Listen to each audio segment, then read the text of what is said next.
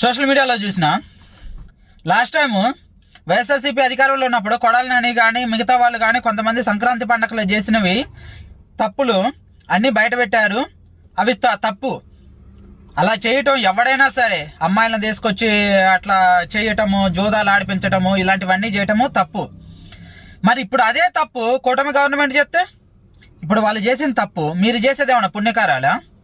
ఇది ఎలా ఉందంటే కోడలకి బుద్ధి చెప్పి అత్త తప్పు చేసినట్టుందన్నమాట మీరు చేసే పనులు. సోషల్ మీడియాలో ఒక యూట్యూబ్ ఛానల్ అతను చెప్తుండు, ఆడపిల్లలను తీసుకొచ్చి 25 మంది ఎంతమందిని ఆడపిల్లలను తీసుకొచ్చి వాళ్ళకి ఎంట్రీ టికెట్ ₹1,00,000 పెట్టి, అక్కడికి ఎంట్రీ టికెట్ ₹1,00,000 పెట్టి జోదాలు ఆడిస్తున్నారంట. మరి ఇది మంచి పద్ధతా? ఇదేమన్నా పుణ్యకారమా? పనికి మాలిన వెధవులు వాళ్ళని మీరు విమర్శించినప్పుడు మళ్ళీ అదే తప్పు మీరు ఎలా చేస్తున్నారు? వాళ్ళు తప్పు చేసినందుకేగా వాళ్ళని దింపి మీకు అధికారం ఇచ్చింది.